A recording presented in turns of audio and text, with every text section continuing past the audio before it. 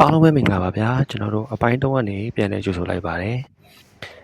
မနေ့မိုးလင်းသွားပြီပေါ့နော်ကျွန်တော်ကတော့9နိုင်လောက်ရှိထင်တာပဲ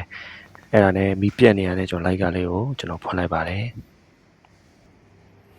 โอเคဒီနေ့ကတော့ကျွန်တော်ဒီတောင်ကြီးသွားမယ်ရက်ဆိုတော့လက်မှတ်ကတော့ကျွန်တော် online ကနေတော့ကျွန်တော်ဖြတ်ထားပါတယ်ပေါ့နော်ခဏလေးကျွန်တော်တင်ငယ်ချင်းစီကျွန်တော်လဲသွားမှာဖြစ်ပါတယ်မသွားခင်လေးကျွန်တော်ဖျားရှိခိုးတယ်ဖျားစာရွတ်ပါတယ်ဒါတော့ဘယ်နေရာတော့ကျွန်တော်မဲလို့ဖြစ်ပါပေါ့နော်ကျေးဇူးပြုရေးနာဆင်ပါရှင်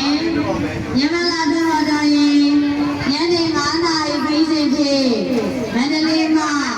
တောင်ကြီးသားကြီးဒေသလူကြီးမင်းများဒါတော့ကျွန်တော်တို့ကားကြီးကွင်းမှာကျွန်တော်စောင့်နေတာပေါ့နော်ကျွန်တော်တို့ဒီကား9နိုင်ခွဲထွက်မှာဆိုတော့ကျွန်တော်စီမက်ကားလေးကိုကျွန်တော်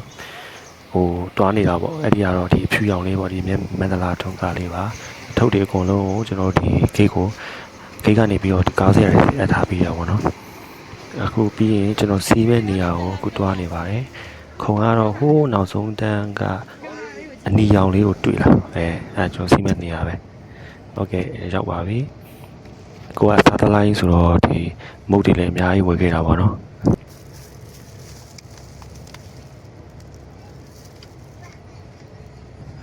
ဘယ်လိုပဲဖြစ်ဖြစ်ခီးမထွက်တာကြာပြီလည်းဖြစ်တယ်နောက်ပြီးရင်ကျွန်တော်တို့ဒီတင်ငယ်ချင်းနဲ့ပေါ့နော်ကျွန်တော်တင်ငယ်ချင်းနဲ့ Christian Loro ပိုင်းဆိုတဲ့ကျွန်တော်တို့ mini event လေးအတွက်အတန်တွင်းဖို့ရရတယ်တောင်ကြီးကိုကျွန်တော်တို့တွားတာဖြစ်ပါတယ်